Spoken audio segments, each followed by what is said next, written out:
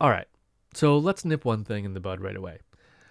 There's one thing in Ableton Live that trips up people the most. And it's the thing where if you have any experience in a different audio program or a different DAW, then it can be a little frustrating. So I just want to tackle it right away. Let's just look at this and just rip this band-aid off. It's not complicated, it's not hard, but it can be a little confusing right at first. So here's what I'm looking at. I see these boxes and I don't see a timeline where I put music and can just see it scrolling across.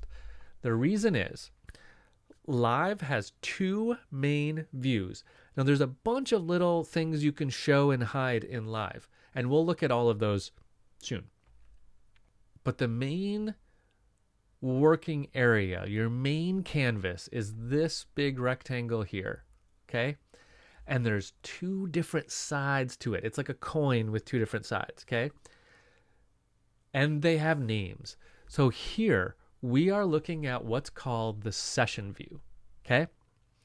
If I want to look at the other side of it, which is called the arrangement view, I'm going to press the tab key, okay? Now I have something that might be a bit more familiar to you. This is a timeline. I can put things on that timeline and hit play and listen to them while it scrolls by. So, session view, arrangement view. Okay, think about the arrangement view is the one with a timeline where we see things moving. Session view doesn't really have a timeline.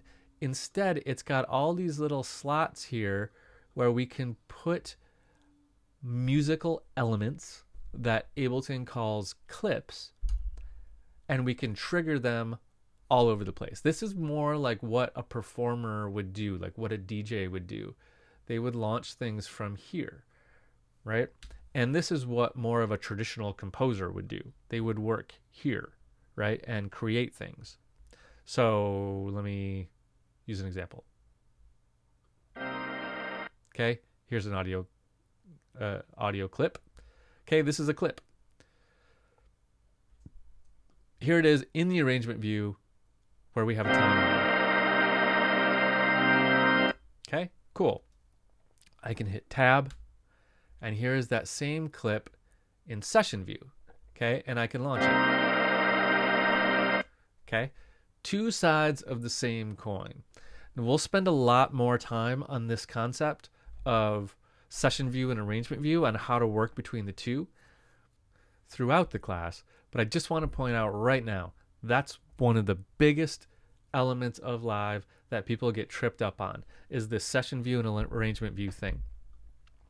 Now, I want to clarify one thing that I just said a minute ago.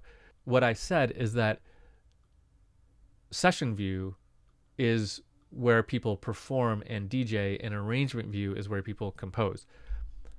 While that is true, that is not exclusively true. There are a lot of people that compose and produce music purely in session view. This is a view where you can create music, absolutely. And there are some people who perform with arrangement view. That's fine too.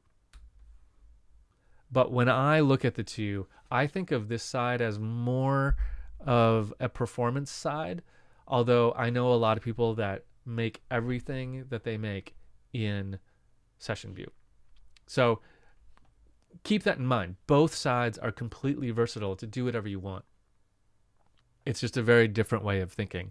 I come from a more traditional music background where I learned music by looking at sheet music and reading it from left to right. So arrangement view is much more comfortable to me when I'm producing music.